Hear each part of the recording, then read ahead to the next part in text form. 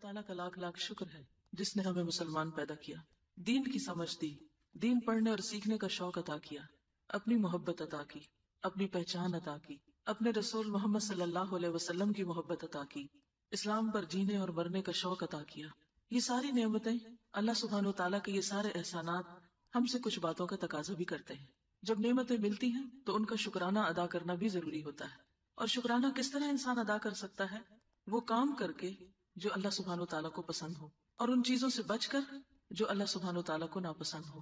ہم میں سے بہت سے لوگ چونکہ مسلمان پیدا ہوئے ہیں اس لیے دین کے بارے میں بہت کچھ جانتے بھی ہیں، بچپن سے جانتے ہیں، سچ جھوٹ کے بارے میں، غیبت چغلی کے بارے میں، نماز روزہ کے بارے میں بہت سی چیزیں ہمیں بچپن سے ہی بتا دی جاتی، حلال و حرام کی بھی بہت سی چیزیں ہمیں پتہ چل جاتی۔ لیکن ایسا کیوں ہوتا ہے کہ سب کچھ جاننے کے باوجود بھی ہم وہ نہیں کرتے جو ہمیں کرنا چاہیے، یا ان چیزوں سے نہیں بچتے جن سے ہمیں بچنا چاہیے؟ شاید اس کی وجہ یہ ہے کہ ہمیں نیکی کرنے کے فائدے اور گناہ کرنے کے نقصانات کا علم نہیں، کیونکہ جب انسان کو کسی چیز کا فائدہ پتہ چلتا ہے تو یہ ہو نہیں سکتا کہ انسان پھر اس چیز کے پیچھے نہ جائے، اور جب اس کو کسی کام کا نقصان پتہ چلتا ہے تو پھر یہ ہوتا نہیں کہ انسان اس چیز سے بچے نہ۔ ہم سب جانتے ہیں کہ اگر ہم اللہ کو راضی کریں گے تو اللہ تعالیٰ ہم سے راضی ہو جائے گا۔ صحابہ کرام نے ہر وہ کام کیا جس سے اللہ راضی ہو، تو اللہ سبحانہ وتعالیٰ نے بھی ان کو اس خاص ٹائٹل سے نوازا، رضی اللہ عنہم ورضوا عنہ، وہ اللہ سے راضی ہو گئے اور اللہ ان سے راضی ہو گیا۔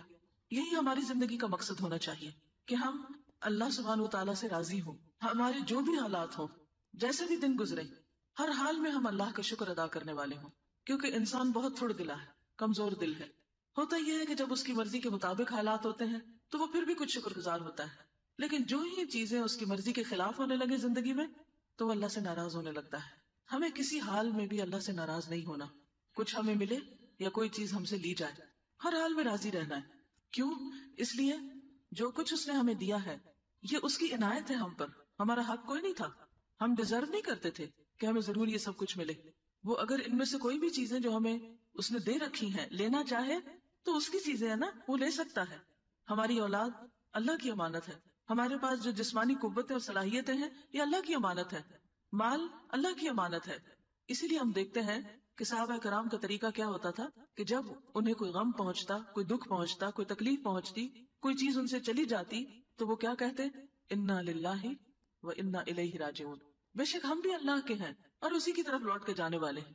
یعنی کوئی چیز چلی گئی تو کوئی بات نہیں، ہم نے بھی چلے جانا ہے۔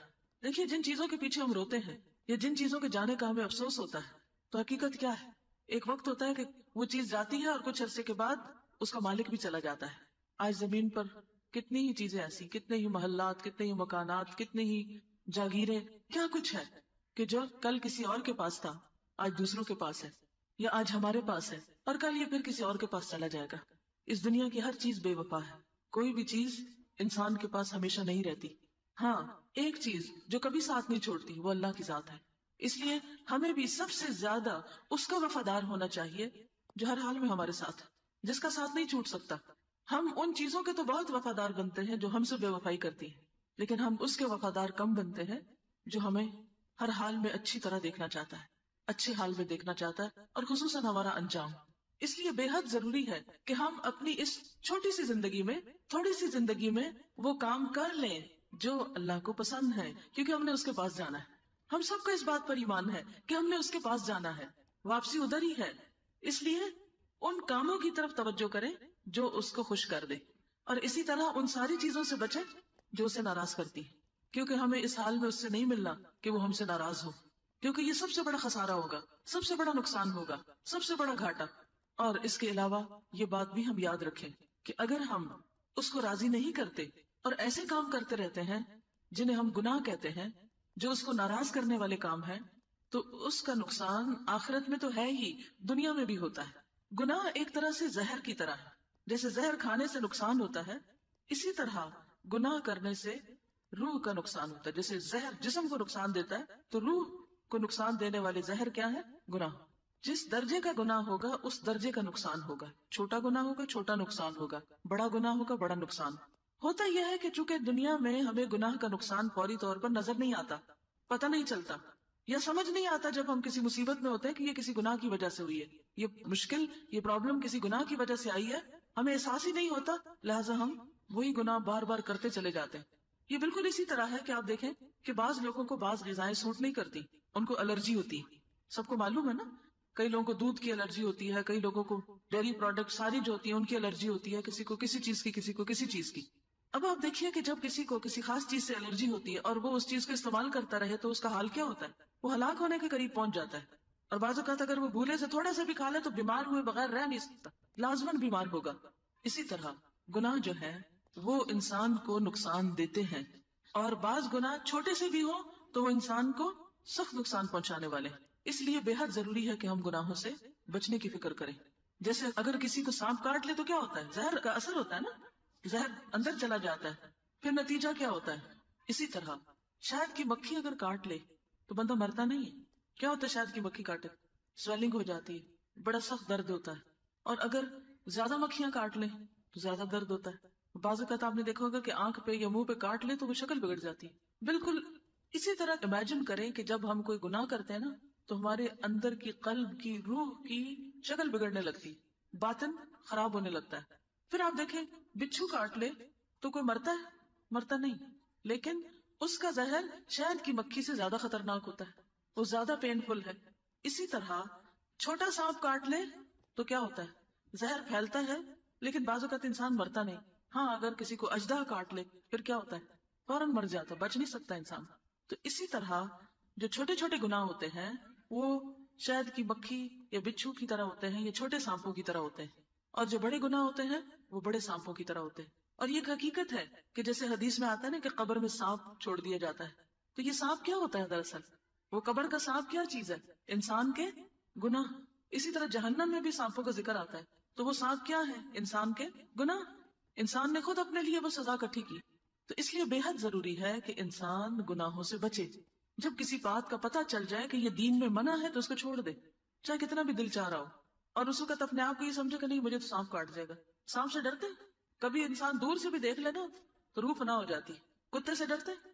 ایک دفعہ بھونکے تو کیا ہوتا ہے؟ خون تیز ہو جاتا ہے، ہاتھ پاؤں ٹھنڈے ہونے لگتے ہیں اور ایسا لگتا ہے مر ہی جائیں گے ابھی۔ تو اسی طرح گناہ جو ہے یہ بھی ایسے ہی نقصان دہ ہے، اتنے ہی خطرناک ہے بلکہ اس سے زیادہ، کیونکہ دنیا میں تو انسان کو کیا ہوتا ہے، کوئی کتا کاٹ دے تو ٹیکے لگا دیتے ہیں یا اور اسی طرح کی دوائی شوائی دے کے کچھ درد کا علاج کر کے اسپتال داخل کر لیتے، انسان ٹھیک ہو جاتا ہے پھر سے۔ لیکن گناہ سے جب تک انسان توبہ نہیں کرتا وہ کاٹا اندر ہی رہتا ہے، وہ زہر اندر ہی رہتا ہے، اور پھر کیا ہوتا ہے؟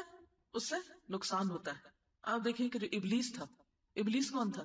شیطان تھا، کان من الجن، جنوں میں سے تھا، لیکن سب کا سردار تھا، جنوں کا بھی سردار تھا اور فرشتوں کا بھی بڑا بنا ہوا تھا۔ کیوں بڑا بنا تھا؟ کس چیز سے؟ عبادت سے، نیکی سے، تسبیح کرتا تھا، تکبیر اللہ کی بڑائی بیان کرتا تھا، ذکر کرتا، عبادت کرتا، اللہ کے آگے سجدے کرتا، سب کچھ کرتا تھا، بے حد نیک تھا، بڑا پائس۔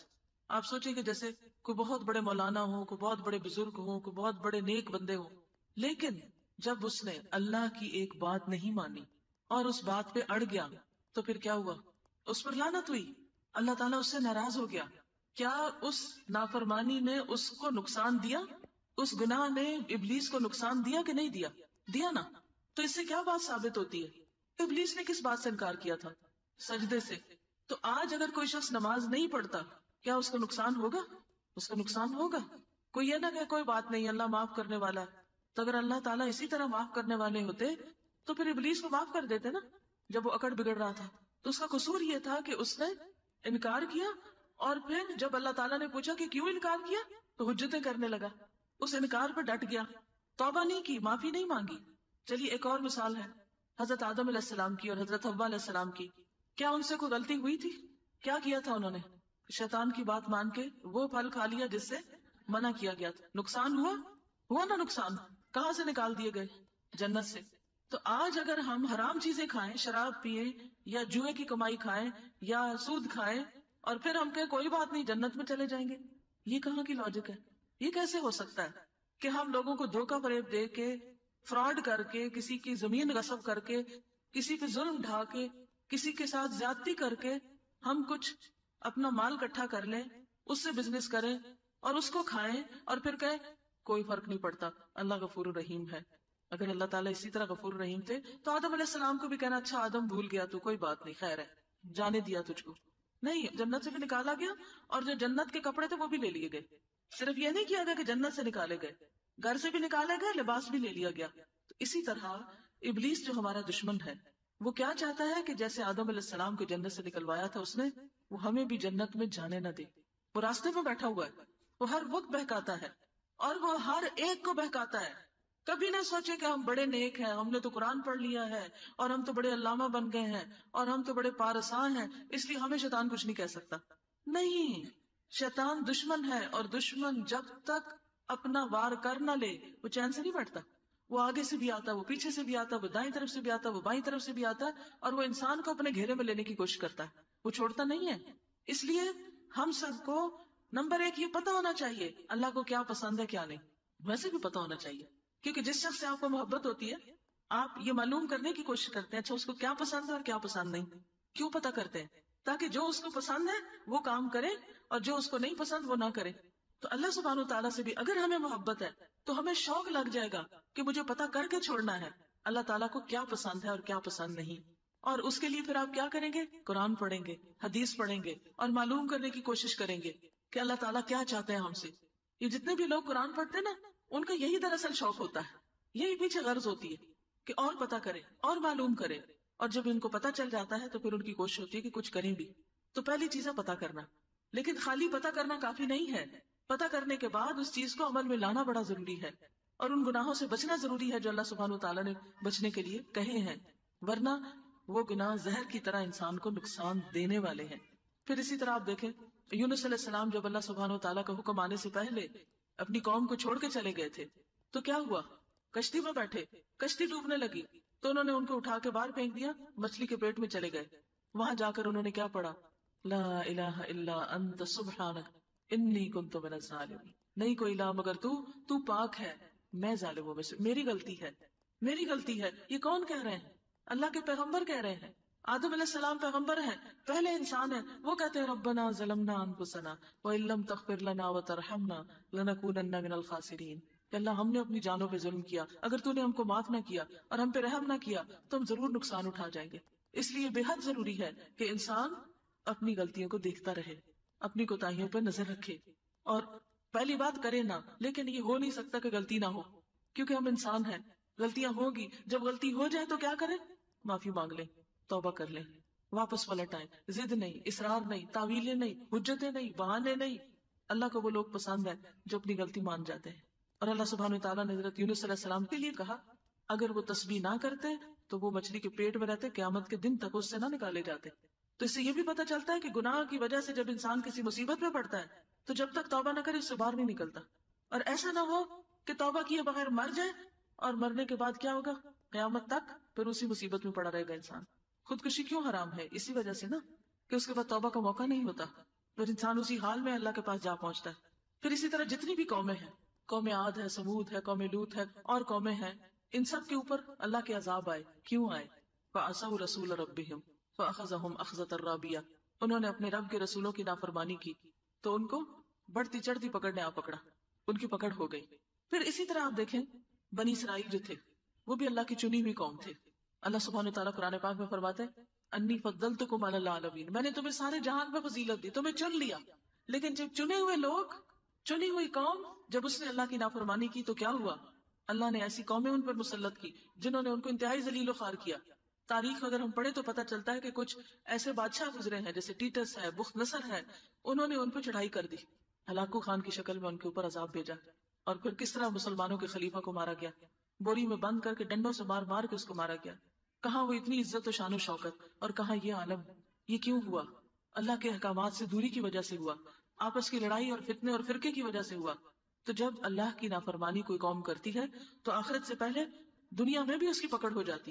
حضور صلی اللہ علیہ وسلم نے فرمایا جب میری امت میں گناہوں کی کثرت ہو جائے گی تو اللہ تعالیٰ خواص و عوام سب پر اپنا عذاب اتارے گا، یعنی کہ سب اس کی لپیٹ میں آئیں گے.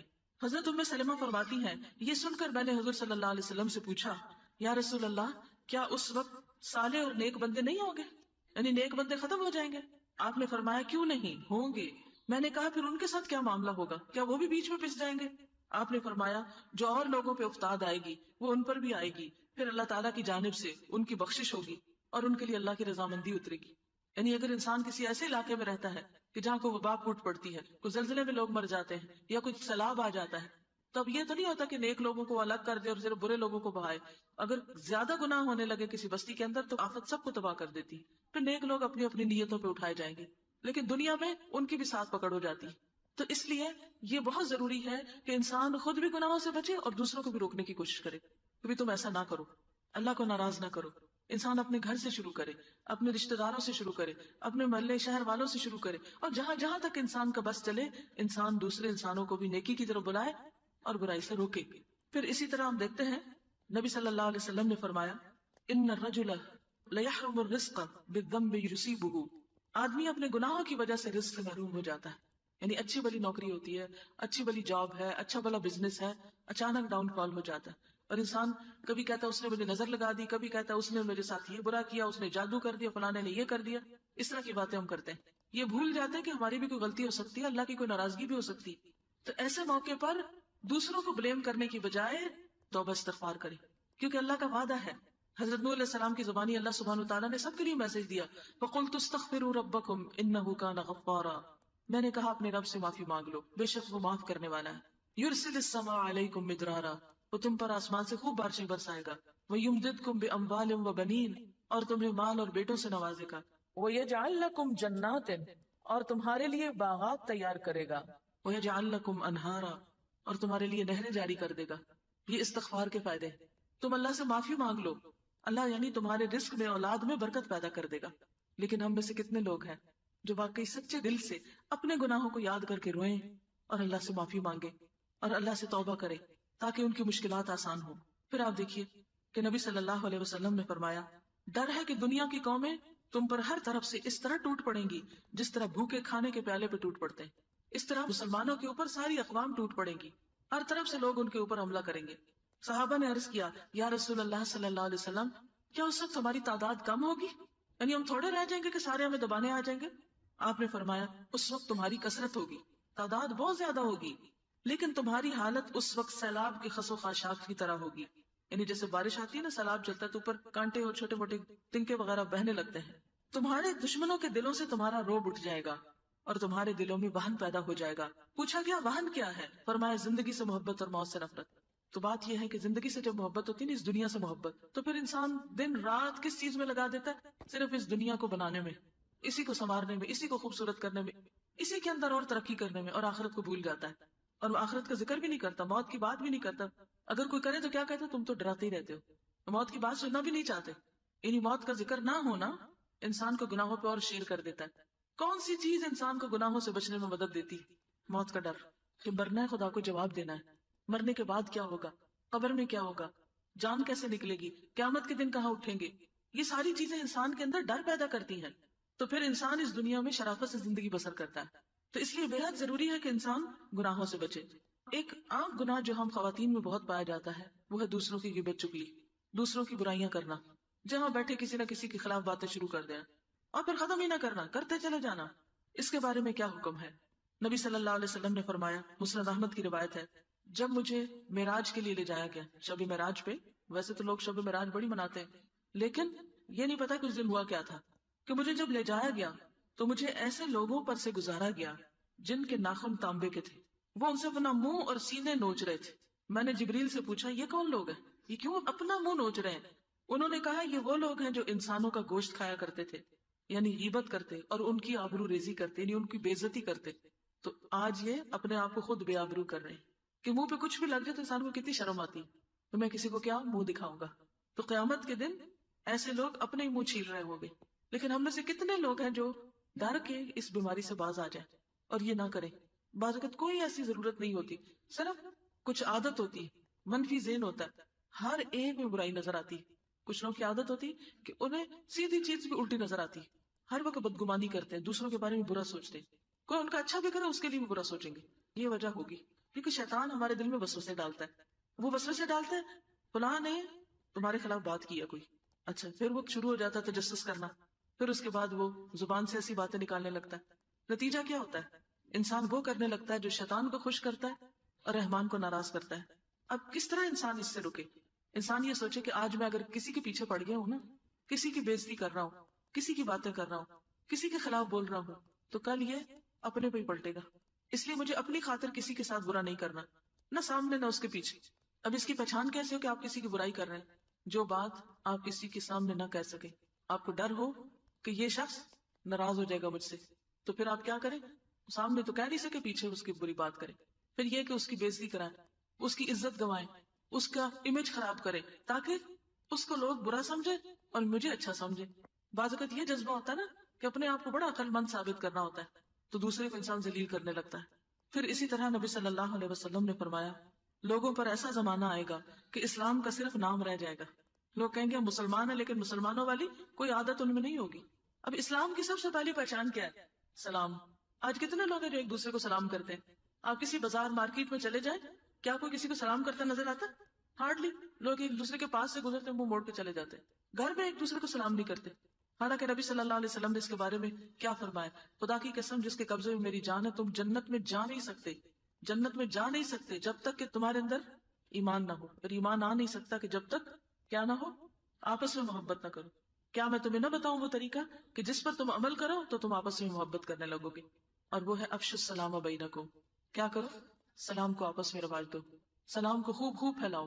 لیکن ہم میں سے بہت سے لوگ نہ سلام کرتے ہیں، اور اگر کوئی کرے جواب بھی نہیں دیتے، اس میں بھی تھکتے ہیں. تو سلام کیا ہے؟ دراصل جنت میں لے جانے کی کنجی، یہ اسلام کی پہچان ہے. لیکن بہت سے لوگ اس سے خالی ہیں. پھر اسی طرح آپ نے فرمایا اور قرآن کے صرف حروف رہ جائیں گے، یعنی کہ مخارج اور تجوید اس میں تو پھر بھی توجہ ہوگی یار، حفظ کر لیں گے، لیکن قرآن کہتا کیا ہے اس کی گہرائی میں نہیں جائیں گے. اس وقت مسجدیں ان کی بڑی عالی شان ہوں گی. آج آپ دیکھیں مشرق مغرب میں ہر طرف بڑی بڑی مسجدیں لوگوں نے بنا رکھی ہیں، مگر ہدایت سے خالی، اس میں دین کی تعلیم نہیں ہوگی. آپ دیکھیں بہت سی مسجدوں کا حال کیا ہے کہ لوگ وہاں نماز پڑھتے ہیں اور بس مسجد بند، کوئی درس نہیں، کوئی تدریس نہیں، کوئی کسی کو ہدایت کی بات نہیں کرتا. ان کے علماء آسمان کے نیچے بسنے والوں میں سب سے زیادہ برے لوگ ہوں گے. یعنی جو دیندار طبقہ ہوگا وہ سب سے برا ہوگا، جو بظاہر دین کا بڑا نام لینے والے ہوں گے. تو اس سے بھی بہت ڈرنا چاہیے ہمیں. اگر اللہ نے دین کا شوق دیا، دین کا علم دیا ہے، تو ہمیں اللہ سے ڈرتے رہنا چاہیے. انہی سے فتنے کھڑے ہوں گے. فتنے کس سے کھڑے ہوں گے؟ دین والوں سے فتنے کھڑے ہوں گے. دین والے فتنے اٹھائیں گے، دین کے نام پہ فتنے اٹھائیں گے، اور گھوم کر انہی میں لوٹ آئیں گے، خود ہی بھگتیں گے پھر اس کو. اب آپ دیکھیں نا، ایک دینی مذہبی لیڈر اگر لوگوں کے درمیان نفرت پھیلا رہا ہے، لوگوں کے درمیان دوسروں کے خلاف باتیں کر کر کے ان کو اکسا رہا ہے، دوسروں کو کافر بتا رہا ہے، نتیجہ کیا ہوگا؟ جو اس کے سننے والے، جو اس کے ماننے والے، وہ بھڑک اٹھیں گے، وہ جا کے حملہ کریں گے کسی اور پر، پھر بچ جائیں گے. جدھر حملہ کریں گے وہ واپس انہی پہ لوٹ آئیں گے. تو اس لیے دین والوں کی بہت بڑی ذمہ داری ہے، اور وہ کیا ہے؟ آپس میں اتفاق محبت سے رہے، ایک دوسرے سے نفرت نہ کرے، دوسروں کا احترام کرے. اگر کوئی شخص ان کو پسند نہیں تو بھی اپنی زبان کو بند رکھے. پیٹ پیچھے بیٹھ کے تبصرے کرنا بغیر علم کے، اور بڑی بڑی باتیں کرنا، اور ایک دوسرے کے خلاف باتیں کرنا، اور ایک دوسرے سے نفرت کرنا، اور بغض رکھنا، اور حسد رکھنا، اور مقابلے بازی کرنا، یہ دین والوں کا کام نہیں ہوتا. یہ دین کی تعلیم نہیں ہوتی. دین والے آپس میں ایک دوسرے سے محبت کرتے ہیں، ایک دوسرے کا احترام کرتے ہیں، اور یہی ہمارا اخلاق ہونا چاہیے. پھر آپ نے فرمایا جو لوگ علم کا مظاہرہ کرنے لگے اور عمل کو چھوڑ بیٹھے، اور زبان سے تو محبت کا اظہار کریں اور دلوں میں بغض اور کینہ رکھیں، اور رشتہ داریاں توڑ دیں، تو اللہ تعالیٰ ان پر لعنت بھیجتا ہے اور انہیں بہرا اور اندھا بنا دیتا ہے. پھر انہیں اپنی غلطیوں کا خود بھی پتہ نہیں چلتا. اور آخر میں حضرت عبداللہ بن عمر سے مروی ہے کہ رسول اللہ صلی اللہ علیہ وسلم کی خدمت میں 10 آدمیوں کی ایک جماعت بیٹھی ہوئی تھی، 10 لوگ بیٹھے ہوئے تھے، اور میں بھی انہی میں سے ایک تھا. آپ نے ہمیں مخاطب کرتے ہوئے فرمایا اے گروہ مہاجرین، 5 چیزوں میں سے میں تمہارے حق میں بارگاہ الہی سے پناہ مانگتا ہوں کہ یہ 5 چیزیں تمہارے اندر نہ آئیں. نمبر 1، جس قوم میں بدکاری پھیل جائے، زنا پھیل جائے، اور علانیہ بدکاری ہونے لگے، یعنی لوگوں کے اندر سے شرم و حیا ہی ختم ہو جائے، تو اللہ تعالیٰ ان میں طاعون اور دوسری قسم کی بیماریاں بھیج دیتا ہے جو ان لوگوں میں پہلے نہیں تھی. نئی نئی بیماریاں ان میں پھیل جاتی. کیا ہمارے ملک میں، ہمارے مسلمانوں کے اندر ایسی بیماریاں ہیں؟ خاص طور پہ کون سی بیماری جو پہلے لوگوں میں نہیں ہوتی تھی اور آج بہت ہو گئی؟ اب اس کا یہ مطلب نہیں کہ تعاون میں کوئی فوت ہو جائے تو وہ کوئی برا آدمی نہیں، یا کسی کو کینسر ہو جائے تو ضرور وہی برا آدمی ہے، نہیں، یہ نہیں مطلب اس کا. مطلب یہ کہ وہ بیماریاں عام ہو جاتی ہیں جو پہلوں میں نہیں تھی، نئی نئی بیماریاں نکل آتی ہیں. یہ کب ہوتا ہے؟ جب کسی قوم کے اندر زنا پھیلتا ہے، بدکاری ہوتی، بے حیائی ہوتی. نمبر 2، جو لوگ ناپ تول میں خیانت کرتے ہیں، ناپنا کیا؟ جیسے کپڑا ناپنا، اب گز ناپ رہے، ایک گرا چھوٹی ڈال دی. پانی ہے تو تھوڑا تھوڑا بھی آپ دیکھیں ہر بوتل میں سے کم کر دیا، کسی بھی چیز کے ناپ میں کمی کر دی. اسی طرح تول میں بھی، یعنی ترازو اس طرح تولتے ہیں کہ اس میں ڈنڈی مارنا جس کو کہتے ہیں. اللہ تعالیٰ ان میں قحط سالی اور تنگی معاش کی مصیبت بھیج دیتا ہے اور ظالم بادشاہ ان پہ مسلط کر دیتا ہے. بارشیں نہیں ہوتی، فصلیں سوکھنے لگتی، رزق کی کمی ہو جاتی. یہ کب ہوتا ہے؟ جب لوگ ناپ تول میں کمی کرتے ہیں. اور آپ دیکھیں کہ ہمارا کیا حال ہے. کبھی یہ ملک جہاں اتنا کماد ہوتا تھا وہاں چینی نہیں ملتی. حیرت ہوتی ہے نا. گڑ جسے لوگ پوچھتے نہیں تھے آج وہ چینی سے بھی زیادہ مہنگا ہو گیا. میں رستے میں دیکھ رہی تھی کہ مٹی مٹی ہر جگہ، مٹی مٹی، بارشیں ہی کوئی نہیں. کتنی بیماریاں اس سے پھر پھیلتی. لیکن یہ مصیبت کیوں آتی جب لوگ ناپ تول میں کمی کرتے ہیں. تیسری چیز، جو لوگ مال کی زکات دینا بند کر دیتے ہیں اللہ تعالیٰ آسمان سے بارش روک دیتا ہے. اگر چوپائے نہ ہوتے تو ان کے لیے پانی کبھی نہ برستا، یعنی جانور نہ ہوتے تو پانی نہ اترتا. آج آپ دیکھیں کہ جو مالدار ہیں وہ زکات نہیں دیتے، جو غریب ہیں وہ غریب تر ہوتے چلے جاتے ہیں. زکات کو بھی لوگ طرح طرح کے ہیلے بہانوں سے روک لیتے ہیں. کبھی کہتے ہیں ہم نے اپنے بچوں میں بانٹ دیا، اب زکات کی ضرورت نہیں. کبھی کہتے ہیں زیور پر تو نہیں زکات ہوتی، کبھی کسی طرح کبھی کسی طرح. کئی لوگ جب حکومت زکات کاٹتی تو ایک دن پہلے پیسے نکال لیتے ہیں بینک سے، پھر جب کٹ جاتی پھر ڈال دیتے ہیں اور خود بھی نہیں نکالتے، حکومت کو بھی نہیں لینے دیتے. پھر اسی طرح چوتھی چیز، جو لوگ عہد توڑ دیتے ہیں اللہ تعالیٰ ان پہ باہر کا دشمن مسلط کرتا ہے جو ان کی مملوکہ چیزوں میں سے باز چھین لیتا ہے. نمبر 5، ان کے ائمہ یعنی امام اللہ تعالیٰ کے دین اور اس کی کتاب پر عمل کرنا چھوڑ دیتے ہیں تو اللہ تعالیٰ ان کو آپس میں لڑا مارتا ہے. یعنی جب علماء قرآن نہ پڑھیں، نہ پڑھائیں، نہ اس پر عمل کریں تو پھر کیا ہوتا ہے؟ پھر کباریت ہوتی ہے، کیونکہ ہر کوئی اپنے امام کی بات کر رہا ہے اور دین کے نئے نئے رستے نکال لیے تو ان کے اندر سے اتحاد ختم ہو گیا. اب کیا لوگ آپس میں لڑنے لگتے، کیونکہ جو شخص قرآن پر عمل کرتا ہو تو وہ لازماً اللہ سے ڈرتا ہوگا، اور جو اللہ سے ڈرے وہ کسی کے خلاف ناروا بات نہیں نکال سکتا. اور جب کوئی کسی کے خلاف بولے گا نہیں تو لڑائی کہاں سے ہوگی؟ لڑائی کہاں سے شروع ہوتی ہے؟ جب ایک دوسرے پہ ناحق الزام لگائے جاتے ہیں، ناانصافی کی جاتی ہے، زیادتی کی جاتی ہے، تو اس طریقے سے لوگوں کے اندر پھر باہمی لڑائیاں شروع ہو جاتی. اب آپ دیکھیں آج ہم کس کس قسم کے فتنوں کا شکار ہیں اور یہ سب خرابیاں ہمارے اندر پائی جاتی. یہ کس کا نقصان ہے؟ گناہوں کا نقصان ہے. یہ گناہ جب کرتی ہے کوئی قوم تو اس کے اندر یہ مصیبت آتی ہے. تو اس کا حل کیا ہے؟ اس کا حل ہے کہ ہم اجتماعی طور پر توبہ کریں اور ان گناہوں سے بچیں اور ان گناہوں کو چھوڑیں، کیونکہ یہ گناہ دنیا اور آخرت دونوں کو برباد کرنے والے. بلکہ امام ابن القیم تو یہ کہتے ہیں دنیا اور آخرت کی کوئی مصیبت، کوئی خرابی، کوئی تباہی اور بربادی اور بیماری ایسی نہیں جس کی اصل وجہ اور اصل سبب گناہ نہ ہو. یعنی جب گناہ ہوتے ہیں تو دنیا کی مصیبتیں بھی آتی ہیں اور آخرت کی مصیبتیں بھی آتی ہیں. تو اس لیے ہم میں سے ہر شخص کو سچے دل سے رو کر اللہ سے توبہ کرنے کی ضرورت ہے تاکہ ہم دنیا کی مشکلات سے بھی باہر نکلیں اور آخرت کی مشکلات سے بھی بچ سکیں. اور پھر صرف خود نہیں بلکہ دوسروں کو بھی برائیوں سے روکنا ضروری ہے، کیونکہ جو قوم برائیاں ہوتے دیکھے اور ٹس سے مس نہ ہو اور دوسروں کو منع نہ کرے، کوئی کسی پہ ظلم زیادتی کر رہا ہو اور اس کا ہاتھ نہ پکڑے تو ایک دن وہ برائی اس کے اوپر بھی آ جاتی. اور جو کسی کے لیے گڑھا کھودتا ہے خود اس میں گرتا ہے. جو چیز یاد رکھنے کی ہے وہ یہ کہ آج ہم یہاں سے عہد لے کر اٹھے کہ جس کسی برائی کو ہم برا سمجھتے ہیں اس کو اپنی زندگی سے نکالنا ہے. یوتھ کے لیے خاص طور پر، ینگ گرلز کے لیے خاص طور پر میں یہ کہوں گی کہ آپ اپنی عزت و عصمت کی حفاظت کریں، کیونکہ بہت فتنے پھیل گئے. آپ دیکھیں کہ بچے کے پاس موبائل ہے. آج موبائل کا کیا استعمال ہو رہا ہے سب کو پتا ہے نا. مجھے یہ بتائیں کہ کسی نوجوان لڑکی کے لیے کیا یہ جائز ہے کہ کسی لڑکے سے فون پہ باتیں کرے؟ منع ہے نا، حرام ہے نا، گناہ ہے نا. پھر یہ گناہ کریں گے تو کیا اس کا کوئی نقصان نہیں ہوگا؟ اس کا نقصان ہوگا. آج آپ دیکھیں کتنی طلاقیں ہو رہی ہیں، کتنے گھروں میں بے چینی، کتنے گھروں میں بربادیاں. بیوی ہے تو وہ شوہر کے ساتھ وفادار نہیں، شوہر ہے تو بیوی کے ساتھ وفادار نہیں. بچوں کا کیا بنے گا؟ نسلوں کا کیا بنے گا؟ کس قدر فتنہ فساد پھیلتا جا رہا ہے. ٹیلی فون سروسز کی طرف سے نئی نئی آفرز آتی ہیں، لڑکوں سے باتیں کریں، یہ سروس فری ہے، یہ ٹائم فری ہے، طرح طرح کے سستے موبائل ہیں، اور قوم ہے کہ اس کے اندر جکڑی چلی جا رہی ہے. پھر آپ دیکھیں بعض کہیں نہیں ہم تو کوئی اچھی بات ہی کرتے ہیں، ہم تو کوئی بری بات نہیں کرتے. دیکھیں شیطان اسی طرح پھسلاتا ہے، اچھی باتوں سے ہی چلتا ہے انسان اور پھر جا گڑے میں گرتا پھسل کے. پھر آپ دیکھیں کسی مرد کو ٹیکسٹ میسج کرنا کیا یہ جائز ہے یا ناجائز ہے؟ یہ ثواب ہے کہ گناہ ہے؟ گناہ ہے، سب کو پتا یہ گناہ ہے. لیکن کتنے لوگ ہیں جو یہ گناہ دن رات کرتے ہیں اور دن میں کئی بار کرتے ہیں اور اس سے انجوائے کرتے ہیں اور اس سے خوش ہوتے ہیں، اسی گن چکر میں لگے رہتے ہیں، وہی دماغ میں چیزیں گھومتی رہتی ہیں. کیا ان کو چھوڑنا چاہیے یا نہیں ان چیزوں کو؟ لیکن کیا یہ اتنا آسان ہے؟ آسان نہیں. ہاں اس وقت آسان ہو جاتا ہے جب انسان اللہ سے مدد مانگتا ہے. کہ یا اللہ یہ گناہ ہے، یہ برائی ہے، میں چھوڑنا چاہتی ہوں، تو مجھے توفیق دے، تو مجھ سے چھڑا لے۔ دیکھیں جب شوہر کو بیوی پر اعتماد نہیں ہوتا نا تو اس کی قدر، اس کی محبت دل میں نہیں رہتی۔ اور اگر عورت کے پاس سب کچھ بھی ہو، زیور سے بھی لدی ہوئی ہو، کپڑے بھی اچھے پہنے میں ہو، لیکن شوہر کی کوئی توجہ نہ اس کی طرف، کیا اسے کوئی خوشی ہو سکتی؟ کوئی خوشی نہیں زندگی میں ہو سکتی۔ تو یہ اپنے شوہر کے حق میں بھی خیانت ہو جاتی ہے۔ اس سے بچنا ہے، اپنی نظروں کی حفاظت کرنی، اپنی زبان کی حفاظت کرنی، اپنے کانوں کی حفاظت کرنی۔ کیا موبائل کے ذریعے یا ٹیلی ویژن کے ذریعے یا کیسٹ کے ذریعے یا سیڈیز کے ذریعے گانے سننا جائز ہے کہ ناجائز؟ ہوش گانے، بے حیائی والے گانے، عشق و محبت کے گانے جائز ہے؟ نہیں، کیونکہ یہ شیطان انسان کے لیے خوشنما بنا دیتا ہے، ان چیزوں کو خوبصورت بنا دیتا ہے۔ یہ گناہ کے کام ہے، ان سے بچنا ہے۔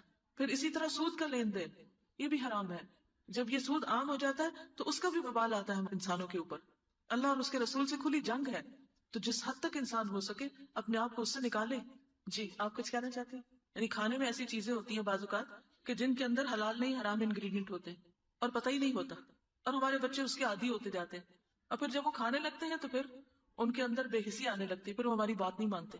آپ دیکھیے کہ یہ کھانے میں جو احتیاط نہ کرنا نا، یہ وہ پہلا امتحان ہے جس میں آدم علیہ السلام مبتلا ہوئے تھے۔ پوری جنت کو چھڑا کے تو ابلیس نے اس چیز کا شوق دلایا کہ جو منع تھی۔ آج بھی آپ دیکھیں اتنا اچھا ہمارا ملک ہے، اتنی طرح طرح کی نعمتیں ہیں یہاں پر، اتنے زبردست فروٹس ہیں اور حلال چیزیں ہیں، ان کو چھوڑ کے ہم آرٹیفیشل کے پیچھے چل پڑے، تو ان چیزوں کا کس قدر نقصان ہے۔ تو اس لیے ہم میں سے ہر شخص دیکھے کہ وہ اپنی کل کلی کیا بھیج رہا ہے۔ قرآن پاک میں اللہ تعالیٰ فرماتے ہیں وَلْتَنْظُرْ نَفْسٌ مَا قَدَّمَتْ لِغَدٍ، ہر شخص کو چاہیے کہ دیکھے اپنی کل کلی کیا بھیج رہا ہے۔ جو ہم بولتے ہیں، جو ہم لکھتے ہیں، جو ہم سوچتے ہیں، جو ہم کرتے ہیں، سب لکھا جا رہا ہے، اور کل جب کتاب ملے گی تو سب اس کے اندر